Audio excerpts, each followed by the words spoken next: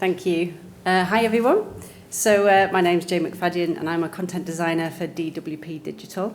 A description of myself, so I'm a white woman with short brown hair and I'm wearing glasses, and it's great to be here today.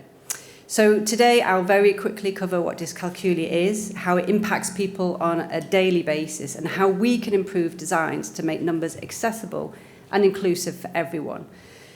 So I'd like to give a shout out to my fellow content designers, Laura Parker and Rachel Malik, as we developed our design guidance together. And I wouldn't be here speaking to you today about accessible numbers without meeting and working with them both.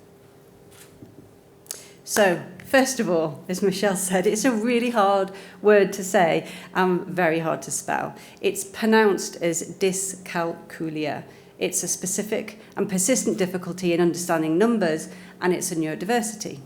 There's a wide range of characteristics associated with dyscalculia, and these, of course, can vary from person to person, but the most common ones are a poor sense of numbers, number estimating, telling the time, low mental arithmetic skills, high levels of maths anxiety, and difficulties with working memory. And this kind of thing includes following instructions or remembering them, remembering items on a list, recalling PIN numbers, phone numbers, keeping counts of things. But it can also affect spatial awareness, like navigating through a space, getting in and out of a building, for example, or even telling left from right. So many adults might know they really struggle with numbers, but they don't know that they have dyscalculia. They may have spent years hiding or masking their issues with numbers, or being told, well, everyone finds maths hard. And it's likely to be affecting a lot more people than we realise, as dyscalculia is often underdiagnosed. So these statistics are UK-based. It should be noted that research into dyscalculia is very much still in its infancy. The British Dyslexia Association estimates that studies are about 30 years behind research into dyslexia. So, of course, because of that, there's general less awareness in society. But what we do understand so far is that we can estimate about 1 in 20 people have dyscalculia. As a comparison, we estimate 1 in 10 to 20 people have dyslexia.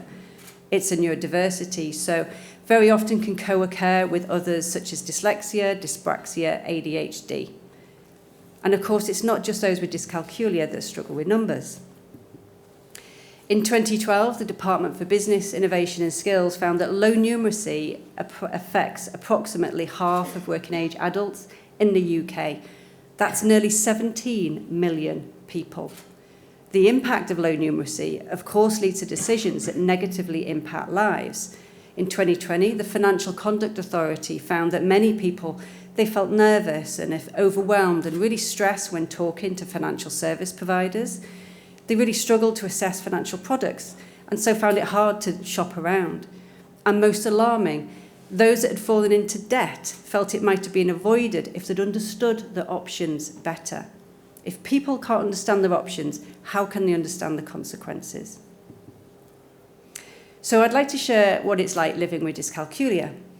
So not having a qualification in maths often means entry into further education is automatically limited and very often impossible, even when a course doesn't even involve any maths. And this is, of course, for very many jobs and career progression.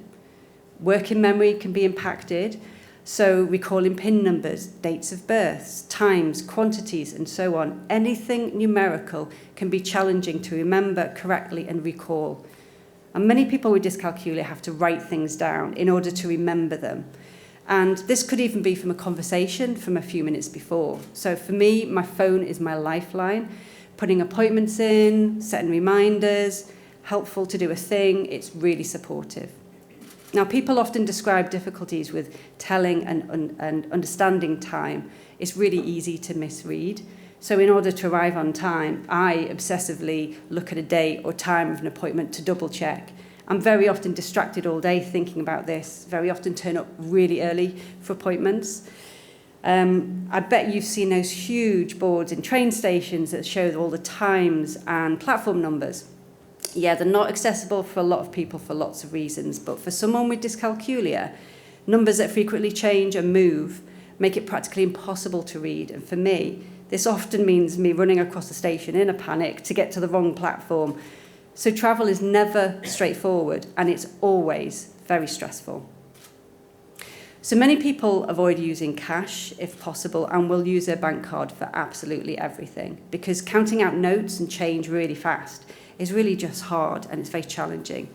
And remembering or keeping count of things or visualizing numbers in your head for any mental maths is hard. This is actually impossible for me. The numbers will just either really mix up or slowly disappear, and it hasn't anything to do with concentration, and it's completely out of my control. Even getting onto online services can be a problem. You've probably seen those reCAPTCHA tests. Yeah, they're really not accessible for lots of people.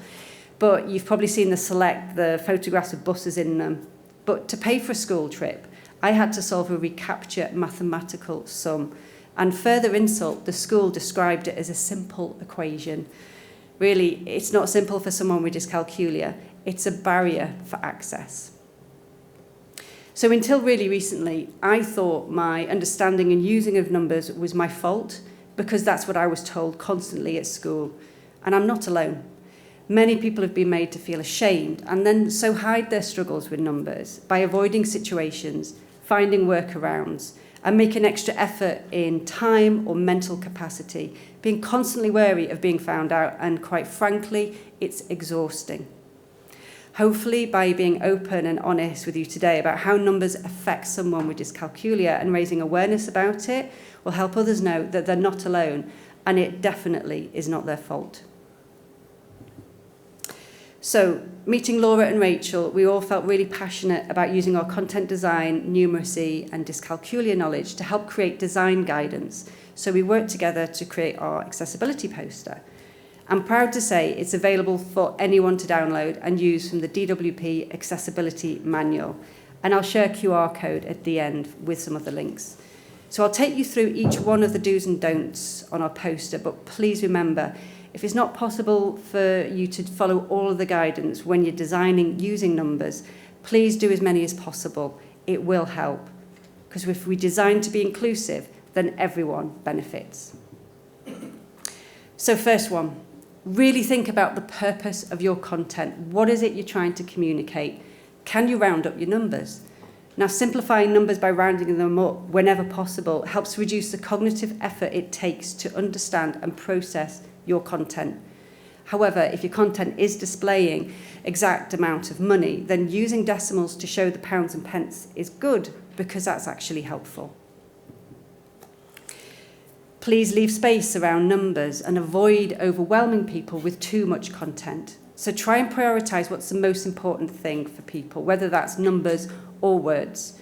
And as I mentioned earlier, dyscalculia often co-occurs with dyslexia and ADHD, and all of these can cause numbers to jump around on a page or a screen, so it takes extra effort to read them correctly. Fill in the information that you already have. So I talked about recalling numbers, which can be challenging for people with dyscalculia. It's also difficult for many other people to re-enter the correct number repeatedly. So try and design a service to capture the information it needs and then do the recall for people instead. Get the technology to fill in the information you already have. You could even go one step further and fill in an option and add an option for people to check and change the number once it's been entered. And consider using sentences to add context around numbers. So it's safe to say, myself included, we've all added numbers to tables before, right? But leaving numbers in tables without any context explaining what the numbers mean increases a person's cognitive load. You're basically leaving it up to them to hopefully work it out correctly what these numbers mean. And adding context is a really powerful way to make sure the meaning is clear. And please do not rush people to enter numbers. So timeouts and services are challenging for lots of people for a wide range of reasons, but it can be an actual barrier for using a service. So wherever possible, try and avoid setting time limits when sending codes, for example. Think about enabling users to extend time limits if one has to be set for security reasons. And think about those people who might really need to write it down first so it's clearer for them to type in, and those that might need to ask somebody to check their numbers first. And don't assume people are using the same device to receive and input a validation code either. And finally, Try and include people who struggle with numbers in your research.